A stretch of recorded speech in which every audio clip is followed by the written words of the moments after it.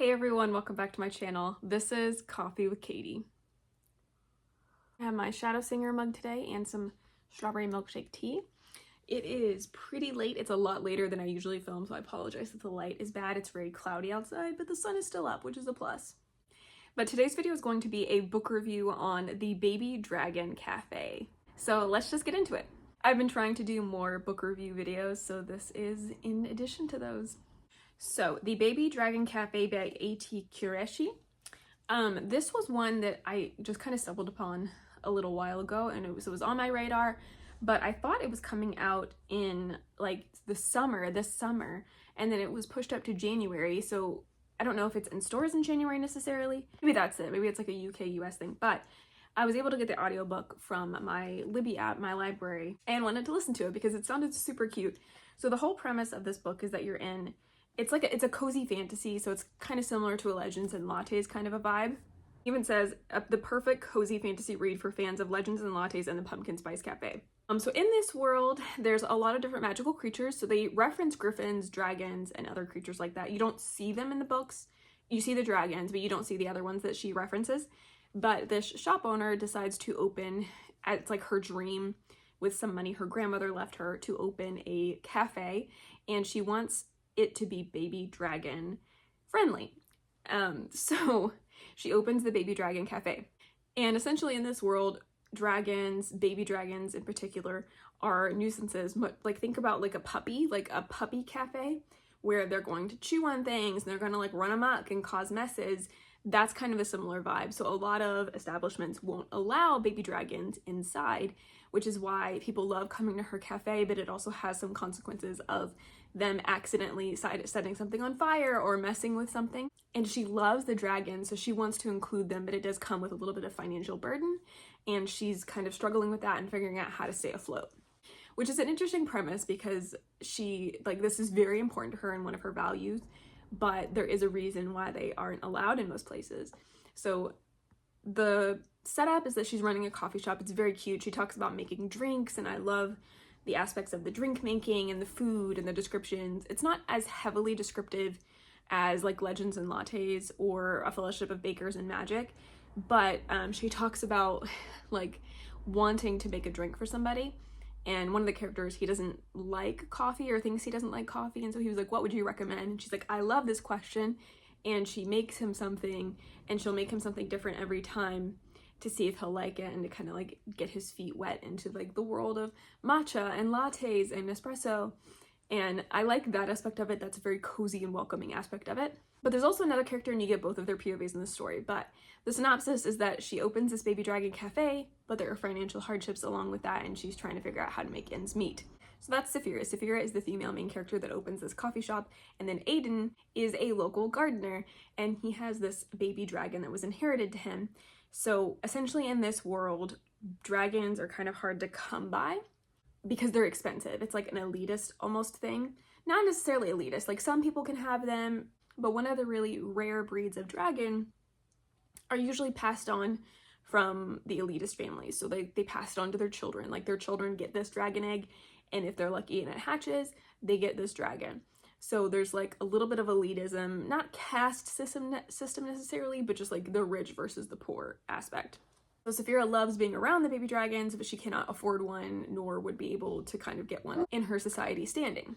So a lot of the elitist or rich families get these baby dragons, and then they like train them, and a lot of them, especially if they're in this type of a circle, will race them. And dragon races are illegal. It's kind of like if you did underground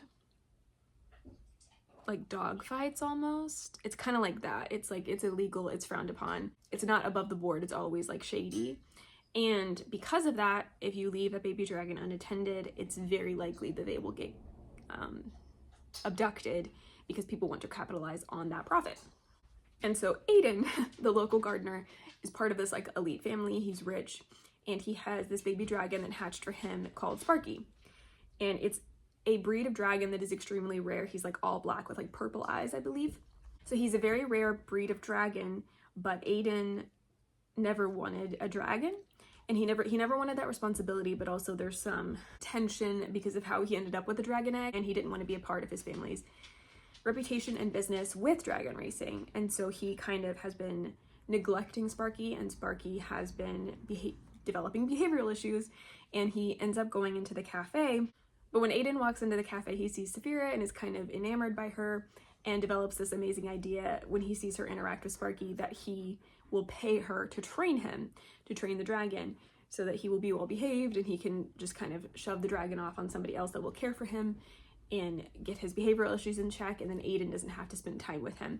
And he would rather, you know, focus on his plants than with people or spending time with a disobedient baby dragon. So he pays her, and she obviously accepts this deal because it's enough to keep her cafe afloat with the money troubles that she's been running into. And he's kind of not sure how to navigate this situation because he knows that if he were to pursue something, people would look down on her because she's not supposed to be with that type of a family. So it's a very interesting story. I did enjoy it. It didn't blow me out of the water, but I did really enjoy like the aspects of everything the author brought into the story with the cafe, the gardening, and also the elitism and the illegal dragon racing. I thought all of that was interesting because I feel like you could have left that out and still had a pretty decent story, but I liked that she tried to incorporate those elements. This is a romance, so it's like a cozy fantasy romance. I was in it for the baby dragons. I got baby dragons. I wasn't sure how I felt about the ending. I liked it for one reason, but disliked it for another, and I can't really tell you that unless I spoil the whole thing. So I'm not going to tell you that, but like I appreciated why the ending was what it was, but I kind of wish it had gone another way. So if you're looking for a very cute coffee shop, cozy type of fantasy, but you want more mythical creatures and dragon elements in it, I would say this is the book for you because there are baby dragons. I don't know if I completely bought into the romance, but I did think it was very cute and just kind of like when you read a contemporary romance and it doesn't blow you out of the water, like you kind of know what you signed up for, and it's cute and light and fluffy, but nothing like crazy is gonna happen. Nothing's gonna blow your mind. I did find out after I read this that this is gonna be a series. So book 2 is the Baby Dragon Bakery, and book 3 is the Baby Dragon Bookshop. And apparently book 2 is supposed to come out in August, which maybe is why things got switched around a little bit.